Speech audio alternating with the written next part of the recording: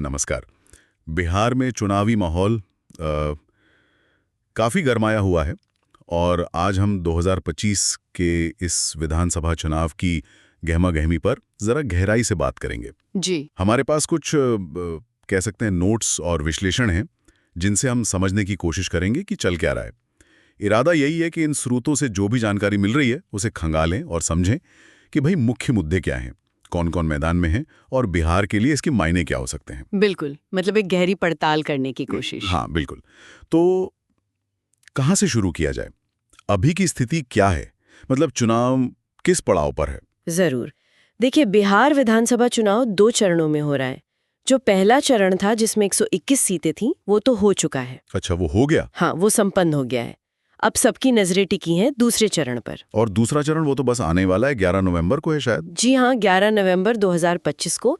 इसमें राज्य के 20 जिलों की जो बची हुई 122 सीटें हैं, उन पर वोटिंग होनी है। और नतीजे फिर? नतीजे 14 नवंबर को आएंगे। ठीक है।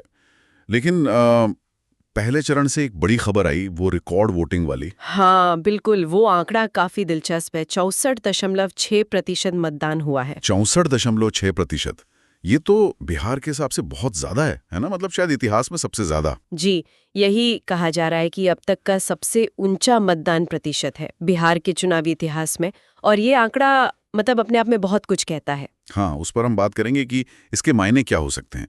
लेकिन पहले ये समझते हैं कि ये चुनाव इतना अहम क्यों माना जा रहा है। बिहार का चुनाव हमेशा ही खबरों में रहता है, पर इस बार खास क्या है? देखिए, बिहार एक तो आबादी के लिहाज से बड़ा राज्य है और दूसरे यहाँ के राजनीति का असर अक्सर दिल्ली तक महसूस होता है। हाँ, राष्ट्रीय राजनीति पर असर पड़ता है। बिल्कुल।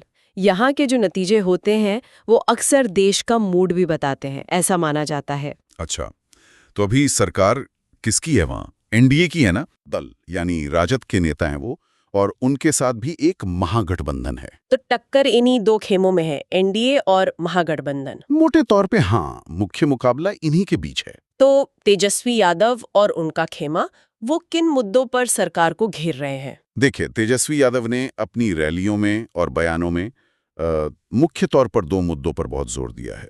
एक तो है बेरोजगारी। बेरोजगारी, ये तो बड़ा मुद्दा है बिहार में। बहुत बड़ा मुद्दा है, खासकर युवाओं के लिए। और इसी से जुड़ा हुआ वो पलायन का मुद्दा भी है, जो बिहार की एक पुरानी और गंभीर समस्या रही है। सही कहा। और दूसरा मुद्दा क्या बताया आपने? दूसरा है कानून व्यवस्था, लॉ एंड ऑर्डर। अच्छा, कानून व्यवस्था। इस पर क्या कह रहे हैं वो? उन्होंने अपनी रैलियों में ये नारा भी दिया है कि अगर उनकी सरकार आई तो गुंडों को जेल भेजेंगे। मतलब वो सीधे सीधे मौजूदा सरकार के रिकॉर्ड पर सवाल उठा रहे हैं। एक तरह से अपराध पर सख्ती का वादा कर रहे हैं। जी बिल्कुल, वो ये दिखाने की कोशिश कर रहे हैं कि उनकी प्राथमिकता कानून का राज स्थापित करना होगी। ठीक है, तो बेरोजगारी और कानून व्यवस्था, इनके अलावा भी कोई और मुद्दे हैं जो हवा में हैं? हाँ, और भी कई चीजें हैं।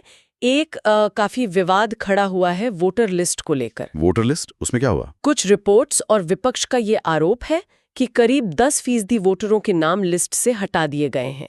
अब इस पर काफी बहस हो रही है। 10%, ये तो बहुत बड़ा नंबर है। हाँ, विपक्ष का आरोप है कि ये जानबूझकर किया गया है, शायद उनके समर्थकों को हटाने के लिए। हालांकि चुनाव आयोग इसे एक रूटीन प्रक्रिया बता रहा है, लेकिन ये मुद्दा भी चुनाव में उठाया जा रहा है। ये तो गंभीर बात है।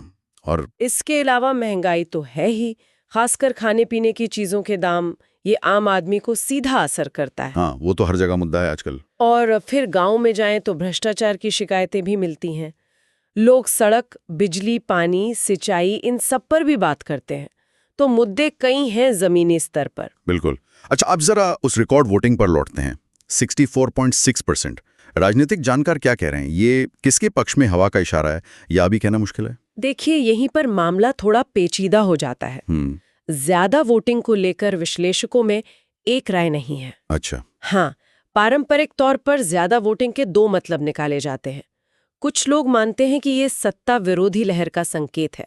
मतलब लोग मौजूदा सरकार से इतने नाखुश हैं कि बदलाव के लिए बड़ी तादाद में निकल रहे हैं। यानी ये महागठबंधन के लिए अच्छी खबर हो सकती है। हाँ, इस थ्योरी के हिसाब से तो हाँ, लेकिन एक दूसरा नजरिया भी है। वो क्या है? दूसरा नजरिया ये कहता है कि ज्यादा वोटिंग का मतलब ये भी हो सकता है कि सत्ताधारी पार्टी का संगठन बहुत मजबूत है और वो अपने समर्थकों को बूथ तक लाने में कामयाब रही है। मतलब ये एनडीए खासकर बीजेपी के कैडर की मेहनत का नतीजा भी हो सकता है। बिल्कुल हो सकता है प्रधानमंत्री मोदी की रैलियों का असर हो या लोग एनडीए के काम से खुश हों। तो सच कहूं तो सिर्फ वोटिंग प्रतिशत देखकर ये बताना कि हवा किस तरफ है, ये बहुत मुश्किल है। जब तक यह ना पता चले कि वोट दिया किसने ज्यादा, युवा, महिला या कोई और वर्ग। एग्जैक्टली ये उत्साह भी हो सकता है और गुस्सा भी। तो नतीजों का इंतजार करना होगा। खैर, पहला चरण हो गया, अब जाहिर है दूसरे चरण के लिए प्रचार तो जोरों पर होगा। बिल्कुल। दूसरे चरण की 122 सीटें बहुत अहम है। यहीं से तय होगा कि सरकार कौन बनाएगा। तो सभी पार्टियां, सभी बड़े नेता पूरी ताकत लगा रहे हैं। प्रधानमंत्री मोदी भी रैलियां कर रहे हैं। तो महागठबंधन के स्टार प्रचारक हैं ही, वो रोज कई कई सभाएं कर रहे हैं। और कांग्रेस से राहुल गांधी? जी, राहुल गांधी भी प्रचार में उतर चुके हैं। तो मतलब माहौल पूरा बना हुआ है, बयानबाजी तेज है। इसी बीच एक और फैक्टर इस बार, प्रशांत किशोर, उनकी जन सुराज पार्टी, उसका कुछ असर दिख रहा है? हाँ, प्रशांत किशोर और उनका जन सुराज अभियान, ये इस चुनाव का एक वाइल्ड कार्ड है, कह सकते हैं। वाइल्ड कार्ड मतलब ये कि वो क्या करेंगे, किसको फायदा या नुकसान पहुंचाएंगे, ये अभी साफ नहीं है। प्रशांत किशोर पहले चुनावी रणनीतिकार थे, अब खुद मैदान में है। हाँ, वो तो काफी मशहूर रणनीतिकार रहे हैं। जी, और उनका फोकस है व्यवस्था परिवर्तन पर। वो शिक्षा, स्वास्थ्य, रोजगार, पलायन जैसे मुद्दों की बात कर रहे हैं। और वो किसी गठबंधन में भी नहीं है। अकेले लड़ रहे हैं। हाँ, अकेले। अब देखना यह है कि वो कितनी सीटें जीतते हैं, लेकिन उससे भी ज्यादा अहम यह है कि वो वोट किसका काटते हैं। ये बड़ा सवाल है। क्या वो नाराज एनडीए वोटर को खींचेंगे या महागठबंधन के वोट में सेंध लगाएंगे? या फिर शायद वो उन लोगों को वोट डालने के लिए प्रेरित कर पाएं जो पहले वोट नहीं डालते थे। तो उनका प्रदर्शन नतीजों पर असर डाल सकता है, खासकर करीबी मुकाबलों वाली सीटों पर। तो अब आगे क्या देखें, मतलब चुनाव नतीजों तक किन चीजों पर नजर रखनी चाहिए? देखिए, सबसे पहले तो यही कि दूसरे चरण में वोटिंग कितनी होती है। क्या पहले चरण जैसा ही जोश बना रहता है? हाँ, ये देखना होगा। अगर वोटिंग ज्यादा रहती है तो फिर वही सवाल कि किसके पक्ष में। दूसरी और सबसे जरूरी बात, बहुमत का आंकड़ा। 122 सीटें चाहिए सरकार बनाने के लिए। 243 में से 122? जी, क्या कोई गठबंधन आराम से ये आंकड़ा पार कर पाएगा या फिर त्रिशंकु विधानसभा की नौबत आएगी? मतलब किसी को स्पष्ट बहुमत ना मिले। और अगर ऐसा हुआ, मतलब हंग असेंबली हुई, तब तो प्रशांत किशोर जैसे छोटे दल या निर्दलीय विधायक किंग मेकर बन सकते हैं। बिल्कुल, तब तो फिर जोड़ तोड़ की राजनीति शुरू हो जाएगी, सरकार बनाना मुश्किल हो सकता है। और ये भी देखना होगा कि लोग वोट किस आधार पर दे रहे हैं, लोकल मुद्दे या नेशनल। हाँ, ये हमेशा एक बड़ा सवाल रहता है बिहार चुनाव में। क्या वोटर अपने गांव की सड़क, अपने बच्चों का स्कूल, नौकरी, इन चीजों को देखकर वोट देगा या फिर राष्ट्रीय नेताओं के चेहरे और राष्ट्रीय मुद्दों पर? और जातिगत समीकरण, वो तो हमेशा ही अहम होते हैं बिहार में। निश्चित रूप से उनका असर भी नतीजों में साफ दिखेगा। अच्छा, एक और सवाल, इन नतीजों का राष्ट्रीय राजनीति पर क्या असर हो सकता है? मान लीजिए अगर एनडीए को उम्मीद के मुताबिक सीटें नहीं मिलती या वो हार जाते हैं तो ये एनडीए, खासकर बीजेपी के लिए एक बड़ा झटका होगा। बिहार एक बहुत महत्वपूर्ण हिंदी पट्टी का राज्य है। हाँ, बिल्कुल। यहाँ हार का एक साइकोलॉजिकल असर होगा। विपक्ष को इससे नई ताकत मिल सकती है और फिर अगले साल जो दूसरे राज्यों में चुनाव होने हैं, उनके लिए भी एक माहौल बन सकता है। मतलब बीजेपी के अजेय होने वाली छवि को धक्का लगेगा। हाँ, कह सकते हैं। और विपक्षी एकता की जो कोशिशें चल रही हैं, उन्हें भी शायद कुछ बल मिले।